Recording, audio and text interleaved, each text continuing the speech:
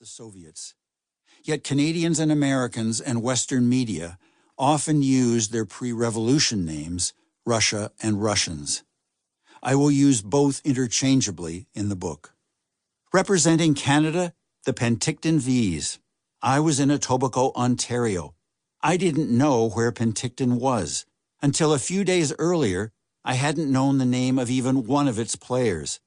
Now I knew the Warwick brothers. I knew Ivan McClellan, the goalie. I had hardly even known the name of the East York Lyndhursts, who, the year before as Canada's team, had lost to the Russians. But I knew the score of that game, 7-2. I knew Canada was the best in the world, but I knew Russia was called the world champion, and I knew we had to win this game. I was 7. And we did win, 5-0. I remember the Olympics the next year in 1956 at Cortina. We were represented by the Kitchener-Waterloo Dutchmen. Their initials, KWD, were my initials, and we lost. We didn't play in the World Championship the following year. The Soviet Union had invaded Hungary, and some countries, including Canada, boycotted the Games. But I remember the Whitby Dunlops the year after. Harry Sinden was their captain.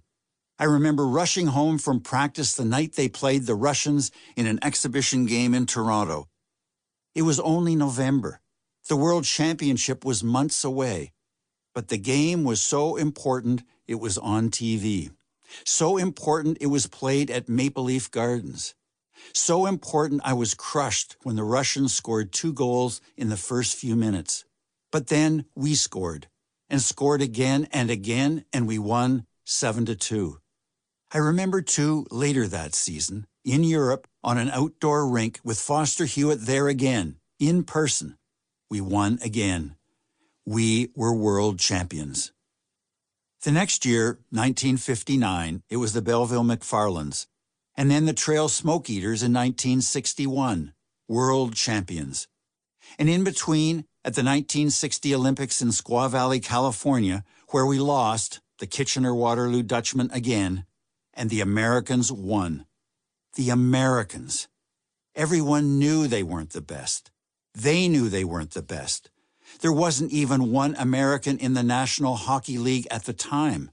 Later, their Olympic hero, goalie Jack McCartan, would play only a few games with the New York Rangers, then disappear into the minors forever. But at least the Americans were only the Olympic, not the world champions. It was the Russians we thought about. And a year later, Trail won. Penticton, Whitby, Belleville, Trail. None of them were towns of more than 25,000 people. But we knew their names. At the time, there were only 2 Canadian teams in the 6-team NHL, the Montreal Canadiens and the Toronto Maple Leafs. But for a few weeks, in 1955, 1958, 1959, and 1961, the Penticton V's, Whitby Dunlops, Belleville McFarlands, and Trail Smoke Eaters were the 3rd best-known teams in Canada. But then we started losing. To the Swedes in 1962 when the Russians weren't there. This time they boycotted. And then, year after year, to the Russians. It was so frustrating, so infuriating. We had Gordie Howe.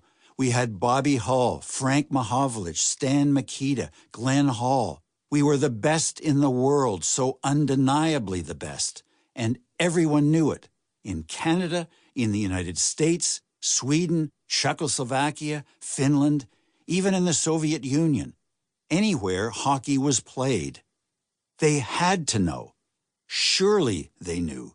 But we couldn't send our best players because they were professionals. And the World Championships and Olympics were only for amateurs. The Cold War was a time of words, a time of perceptions, propaganda, and persuasion. What was real was what we believed, and they were called world champions. What if the others didn't know? I was 15 in 1963 when To keep listening to this audiobook for free, click the link in the description. It will take you to a free Audible trial where you can listen to this and many other books for free for 30 days.